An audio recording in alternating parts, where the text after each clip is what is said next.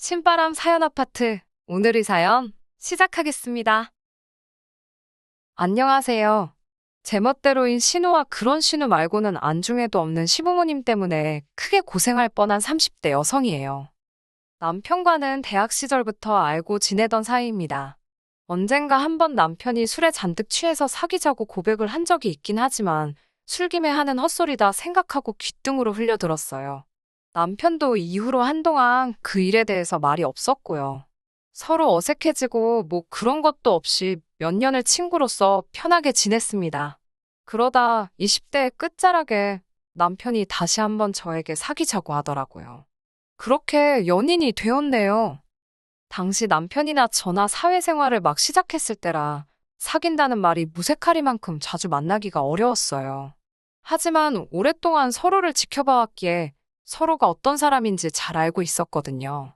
그래서 어느 다른 연인들과 달리 저희는 연락 문제 같은 걸로 부딪히는 일은 거의 없었습니다. 3년 동안 큰 다툼 없이 정말 잔잔한 호수 같은 연애를 했어요. 사귀는 동안 신우와도 몇 번 만난 적이 있습니다. 남편의 강요나 그런 것 때문은 아니었고, 처음 인사를 나누게 된 건 남편의 동네에서 데이트를 하다가 그만 신우에게 들켰거든요.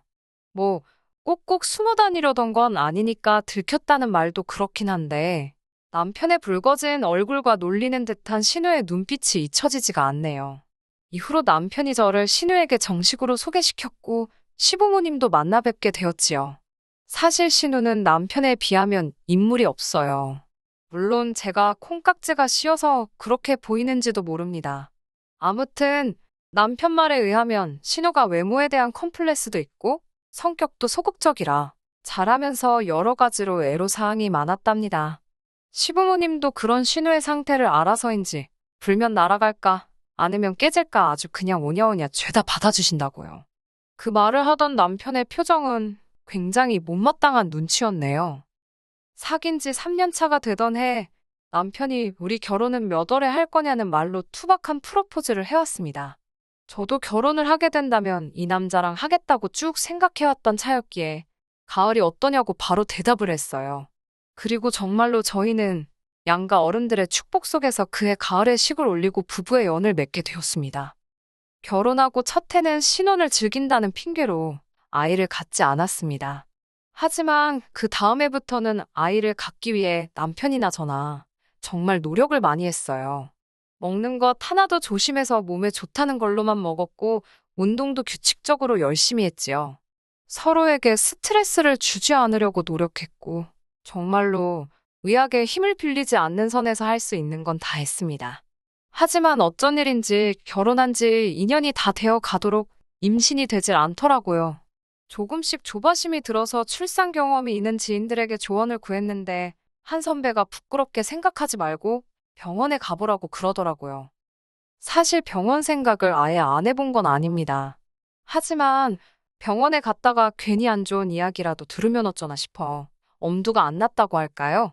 남편은 저한테는 아무런 문제도 없을 거라고 문제가 있다고 해도 해결하면 될 일이지 걱정할 필요 없답니다. 그래도 혹시나 친정부모님이나 시부모님이 아시면 어쩌냐니까 제가 원하지 않으면 이야기하지 않다도 된다면서요. 그리고 뒤이어 남편이 자기는 아이가 없어도 된다며 저에게 믿음과 확신을 주려고 애를 쓰더라고요. 그리고 며칠 뒤 다행히도 병원으로부터 저도 남편도 아무런 문제가 없다는 결과를 들을 수 있었습니다. 하지만 솔직히 기쁘지만은 않더라고요. 아이가 안 생기는 건 두 사람의 스트레스 때문인 것 같다고 하는데 그 이유가 한마디로 너무 두루뭉실하다 보니 황당하기도 하고 어떻게 손을 써야 할지 감이 오질 않았거든요. 그리고 그 무렵 신우에게는 애인이 생겼습니다. 소위 모태솔로였다는 신우에게도 드디어 애인이 생겼다는 사실에 저희 부부도 시부모님도 몹시 기뻐했지요. 얼마 지나지 않아 신우가 저희에게 먼저 애인을 소개하고 싶다고 하더라고요. 그래서 같이 점심을 먹게 되었는데 신우를 대하는 그 애인이란 사람의 태도가 영 거슬렸습니다. 신우를 부르는 호칭은 야, 너 마치 아랫사람 부르듯 하는 게 기본이었고 어쩌다 신우가 말실수라도 하면 보는 사람 민망할 정도로 무안을 주었으니까요. 그런 대우를 받으면서도 도통기를 못 펴는 신우를 보고 있으니 마음이 편치 않았지요. 결국 참다 못한 남편이 그 애인이란 인간한테 한마디 해야겠다고 하자 신우가 절대 안 된다며. 다음날 신우에게서 먼저 연락이 왔습니다. 자기 나름대로 어제 애인이 보여준 모습에 대해서 해명을 하고 있더라고요. 그 모습이 어찌나 딱하고 안쓰럽던지 한참을 들어주다 결국 저희가 신우에게 그 애인 별로라고 헤어지는 게 낫겠다고 했어요. 그 말을 들은 신우의 반응은 저희가 생각한 것 이상으로 격렬했습니다. 자기 애인이 긴장을 해서 그런 거라며 평소에는 얼마나 자상하고 재밌는 사람인지 저희가 모른다나요. 게다가 카센터를 운영하는 어엿한 사장님이라며 저희 같은 봉급쟁이랑은 차원이 다르다고요. 그러면서 한다는 소리가 자기가 저희보다 잘 살게 되는 게 샘나서 그러냐며 생각해주는 척 쇼하지 말랍니다. 신우가 자격지심도 심하고 그래서 좀 꼬여있는 건 알고 있었지만 그래도 참 저나 남편의 진심을 몰라주니 서운하고 그렇더라고요. 저희는 고민 끝에 시부모님께 연락을 드렸습니다. 시부모님도 신우에게 애인이 있다는 정도는 알고 계셨으니까요. 그런데 시부모님은 오히려 저희가 신우에게 상처를 줬다며 너무 잔인하답니다. 어머님은 당신 딸을 믿는다며 그냥 지켜볼 거라 하시더니 저희한테는 관심을 끌어대요. 시부모님까지 저희를 이상한 사람들로 만드시니 더 말해 뭐 하겠어요? 시킨 대로 관심을 껐지요. 하지만 얼마 후 충격적인 소식이 들려왔습니다. 신우가 어머님 폐물을 훔쳐서는 집을 나갔다고요. 경찰에 신고를 했지만 성인이라서 크게 도와줄 수 있는 게 없답니다. 저를 포함해 남편도 시부모님도 할 수 있는 일이라곤 신우가 먼저 연락을 해오기를 기다리는 방법밖에 없었지요. 신우는 친구도 많지 않았기에 수소문을 하는 것도 쉽지가 않았어요. 그렇게 반년 넘는 시간이 흐른 어느 날 어머님으로부터 전화가 걸려왔습니다. 다급한 목소리로 신우가 집으로 돌아왔는데 상태가 좋지 않다고요. 저나 남편 둘 다 회사에 있다가 급하게 시댁으로 향했네요. 시댁에 도착해서 저희가 본 건 충격 그 자체였습니다. 신우가 인물이 없긴 했어도 생기는 있었는데 그 모습이 온데간데 없었으니까요. 일단 병원부터 데려가야겠다 싶어서 저와 남편이 신우를 데리고 집을 나서려는데 신우가 병원에 안 간다며 자기 아이를 내버려 두라대요. 신우 배를 보니 배가 살짝 나온 것이 상황 파악을 하신 어머님은 다리가 풀리신 듯 그대로 주저앉으셨고 아버님마저 정말 드라마에서 보던 것처럼 뒷목을 잡으셨습니다. 남편은 신우에게 생각이 없냐며 화를 냈고요. 제가 신우에게 아빠가 누구냐, 그 애인이란 사람이냐 물으니 그렇답니다. 그 남잔 지금 어디 있냐고 다시 물으니 신우가 닭똥 같은 눈물만 흘리면서 헤어졌다 했고요. 일단은 신우를 쉬게 두기로 하고 남편과 집으로 돌아왔습니다. 남편과 저는 아직 한참 젊은 신우가 아빠도 없는 애를 낳아 키우게 할 수는 없다고 생각했어요. 이튿날 다시 도착한 시댁에서 저희는 저희의 생각을 이야기했습니다. 하지만 그 순간 신우가 정말 노기가 띈 눈빛을 하더니 저희더러 미쳤냐입니다. 이 애가 어떤 애인 줄 아냐며 자기 배를 감추더니 애만 낳으면 애인의 마음을 돌릴 수 있을 거래요. 그러면서 저희더러 왜 자기 앞길에 자꾸 태클을 걸려고 하냐입니다. 말이 통하질 않았지요. 시부모님께 어쩌시려고 그러냐 하니 본인이 싫다는데 어쩌냐며 특히 어머님께선 저희더러 그렇게 애가 걱정되면 그 애인이란 사람이나 찾아오랍니다. 불쌍한 신우 가슴에 상처 주지 말라면서요. 그리고 그날 오후 남편과 저는 그 카센터를 찾아갔어요. 사실 신우가 집을 나갔을 때 가장 먼저 찾아갔던 곳이었는데 그때는 그 애인이란 작자가 모른다고 자기도 연락이 안 닿는다고 그랬었거든요. 하지만 저희를 속이고 신우를 데리고 있었다니. 카센터 앞에 그 애인이란 작자가 담배를 피며 나와 있더라고요. 남편이 다짜고짜 멱살을 잡고선 내 동생 어쩔 거냐고 소리를 질렀지요. 그러자 그 애인도 눈치를 챘는지 일단 이거 놓으라며 항변을 하기 시작했습니다. 임신 사실을 알았을 때는 이미 헤어진 이후였고 솔직히 자기랑 헤어진 뒤 신우가 어디서 누구랑 있었는지 자기가 알게 뭐냐입니다. 자기 애라는 확신도 없고 맞다고 해도 자기는 키울 생각이 없다대요. 자기가 수술비를 준다고 지우라고 했는데도 저러는데 자기가 어쩌냐면서 오히려 저희를 이상한 사람들로 몰아갔습니다. 이런 인간을 뭐가 좋다고. 무엇보다 저희가 신호 당사자도 아닌 이상 상황 자체를 어떻게 바꿀 수가 없겠다 싶어서 결국 별 소득 없이 집으로 돌아왔어요. 집에 도착하자마자 어머님께 연락을 드렸습니다. 카센터 남자. 그러니까 신우 A는 마음이 떴다고 신우를 책임질 생각이 없어 보인다고 솔직히 전해드렸지요. 하지만 어머님께선 그것마저 제 탓을 하셨습니다. 제가 말주변이 없어서 상대를 설득을 못했을 거라나요. 뒤이어 어머님께선 신우랑 오랫동안 이야기를 나눠봤는데 아이를 낳게 두시겠답니다. 당신은 신우 고집을 못 꺾겠다며 남편이랑 저는 그래도 잘 설득해서 수술시키는 편이 좋지 않겠냐고 조심스레 어머님을 설득하려 시도해봤지만 그러면 그럴수록 오히려 저희만 인정머리 없는 사람들이 되어가더라고요. 말이 안 통하면 저희를 나쁜 사람으로 만들어버리는 어머님의 화법에 지겨워서 더는 대화를 나누고 싶지 않았네요. 하지만 진짜 문제는 신우가 출산을 한 이후로 시작되었습니다. 일단 신우는 딸아이를 낳았는데 임신 초에 제대로 못 먹어서 그런지 아이가 저체중이더라고요. 신우는 이 사실에 크게 상처를 받은 듯 했고 이후로 틈만 나면 술을 마시기 시작했습니다. 아이를 보고만 있어도 속이 상한다며 술이라도 먹지 않으면 도저히 버틸 수가 없다 했지요. 처음에는 그래도 맥주를 마시는 것 같더니 언젠가부터는 하루에 소주 한 병은 기본으로 마실 만큼 상황이 심각해져 갔습니다. 무엇보다 애엄마란 사람이 매일같이 취해 있었으니 아이의 안전이 걱정되는 상황이었지요.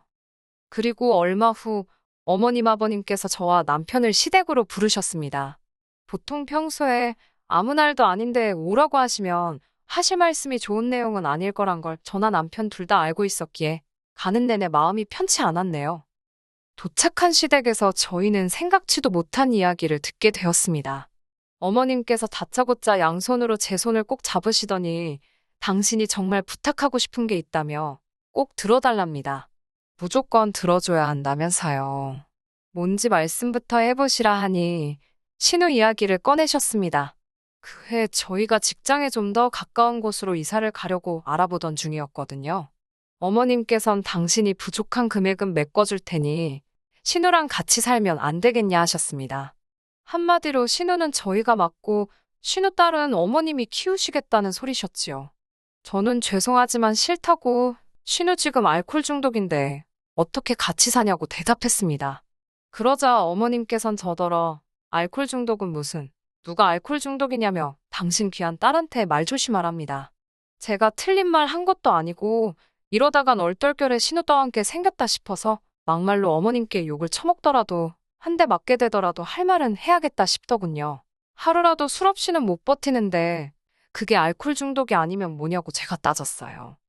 그러자 이번엔 어머님께서 남편을 향해 넌 어떻게 생각하냐고 물으시더군요. 남편이 아무 말도 안 하자 여동생이 알코올 중독이라는 네 마누라 말에 대해서 어떻게 생각하냐며 이번엔 소리를 지르셨지요. 그러자 남편은 자기가 보기에도 지금 신호가 이상하다며 일단 어디 가서 상담을 받아보라고 하대요. 그러면서 어머님께 제가 좋다고 해도 자기가 싫다며 같이 사는 건 안 될 소리라고 딱 선을 그어주었습니다. 직장 생활하는 것만으로도 바쁘고 힘든데 상태 안 좋은 신우 뒤치다꺼리 할 생각은 조금도 없다면서요. 그러자 어머님께선 너넨 참 인정머리도 없다며 꼴도 보기 싫다 하시대요. 이후로도 저희는 어머님께 지금이라도 늦지 않았으니 신우를 전문기관에 보내자 했으나 그럴 때마다 돌아오는 건 피도 눈물도 없는 것들이라고. 저도 남편도 사람인데 아무리 좋은 뜻으로 이야기를 해드려도 돌아오는 건 욕뿐이었으니 기분이 좋을 리 없었지요. 그러다 얼마 전 정말 제대로 일이 터졌습니다. 신우가 그 카센터 하는 애인한테 얻어맞았거든요. 도대체 어쩌다 거길 가서 맞고 왔나. 사정을 들어보니 그 애인이 결혼한다는 소식을 신우가 들었던 모양이에요. 신우는 술에 있는 대로 취해서는 그 카센터에 찾아갔고 같이 죽자며 횡포를 부렸답니다. 급기야 거기 대져 있는 차들을 발로 차고 옆에 있던 망치로 망가뜨리고 그러다 그 애인한테 신우가 붙들렸고 신우가 그 애인 얼굴에 침을 뱉었다네요. 침 맞은 그 애인도 질세라 신우를 때렸다는데 그만 신우 어깨가 골절이 된 거지요. 어머님께선 저희 남편더러 오빠가 돼가지고 가만히 보고만 있을 거냐며 당장이라도 쫓아가서 그 인간 머리통을 깨놓으랍니다. 어이가 없었지요. 막말로 누구 집 말아먹을 일 있나. 다행히 남편이 먼저 무슨 말도 안 되는 소리냐고, 그러니까 무슨 좋은 꼴을 보겠다고 거길 쫓아갔냐며 싫다고 했어요. 신우도 잘한 거 없다고. 그러자 어머님께선 네가 무슨 판검사냐고, 누가 너더러 잘잘못 따지랬냐, 네 동생이 맞고 왔으니 가서 한 대 패주라는데 그게 그렇게 어렵냐고. 어머님 심정도 이해를 못하는 바는 아니었지만 그 흙탕물에 남편더러 발을 담그라고 할 순 없었네요. 서로 감정이 격해질수록 오가는 대화도 주제를 벗어나더니 급기야 그 불똥은 저에게로 튀었습니다. 어머님께서는 모두가 한 가족인데 왜 신우에 대한 책임은 항상 당신 몫이냐며 이젠 못해 먹겠다 하시대요. 그러더니 뜬금없이 저더러 이제부터 신우 딸은 제가 키우랍니다. 황당한 제가 전 싫다고 하니까 왜 애 갖고 싶어 하지 않았냐고 이참에 한번 키워보라고 그러시더군요. 임신이 안 돼서 속상해하는 거 뻔히 아시면서 어떻게 저런 말씀을 하시나 싶어 정말 야속하고 어이가 없었지요. 그때 남편이 어머님께 진짜 왜 이러시냐며 소리를 질렀습니다. 신우가 저렇게 살게 된 게 이 사람 탓이냐며 왜 엄한 사람한테 화풀이를 하시느냐고 따지더니 신우가 저렇게 된 건 어머니 아버지가 똥인지 된장인지 분간을 못해서 그런 거라대요. 남편과 제가 번번이 신우가 잘못된 길로 가려는 걸 막으려 했는데 어머님이 방해하지 않으셨냐고, 그래놓고 왜 이제 와서 우리한테 책임을 떠넘기시냐며 크게 화를 냈어요. 신우더러 애 낳으라고, 저 따위로 살라고 이 사람이 칼 들고 옆에서 협박이라도 했냐며 어머니 딸 문제이니 어머니가 알아서 하시라고 딱 잘라 말하대요. 그러자 이번엔 아버님이 나서서는 남편더러 자식 새끼가 부모한테 말을 그따위로 하냐며 우리 딸이기만 하냐, 네 동생이기도 하지 않냐, 그런데 너는 어떻게 그렇게 선을 끊냐, 서운하다 서럽다 내가 너를 그렇게 키웠냐. 저는 이러지도 저러지도 못하고 발만 구르고 있었어요. 남편 말이 다 맞는 말이었지만 시부모님 속도 상하겠다 싶어서. 하지만 그렇다고 제가 신우나 신우딸을 어떻게 해줄 수는 없었으니 남편 뒤에서 가만히 있었지요. 그런 저를 발견하신 어머님께선 당신 아들이 그러니까 남편이 저를 만나기 전에는 가족들한테 얼마나 잘했는지 알기나 하냐며 남편이 냉정해진 게 다 저 때문이라대요. 그런 어머님의 이야기를 들은 남편이 도저히 말이 안 통한다 싶었는지 한숨을 크게 내쉬고는 저더러 가자고 하더군요. 어머님 아버님껜 당분간 연락하지 말라고 하면서요. 아무리 여동생이고 부모님이어도 자기 가정을 힘들게 한다면 가까이 할 수 없다고. 그 말을 남기고 저희는 집으로 돌아왔습니다. 그리고 이후로 한참의 시간이 흘렀는데 저희는 연락하지 않고 지내고 있어요. 남편이 보여준 태도를 생각하면 마음이 든든하지만 동시에 부모 자식 간 사이에서 내가 이래도 되나 싶어서 머릿속이 복잡한 게 사실이에요. 그래도 당분간은 남편에게 믿고 맡겨두려고 합니다. 솔직히 시부모님과 남편 사이에 어설프게 끼어들 엄두도 안 나고요. 당분간은 남편과 제 인생에만 집중하고 그렇게 무던히 지내보겠습니다. 그러면 아기 천사도 안심하고 저희를 찾아올지도 모르잖아요. 끝까지 들어주셔서 감사합니다. 오늘의 사연은 여기까지입니다. 구독과 좋아요, 알람 설정 부탁드리고 더 좋은 사연으로 다시 찾아뵙겠습니다. 감사합니다.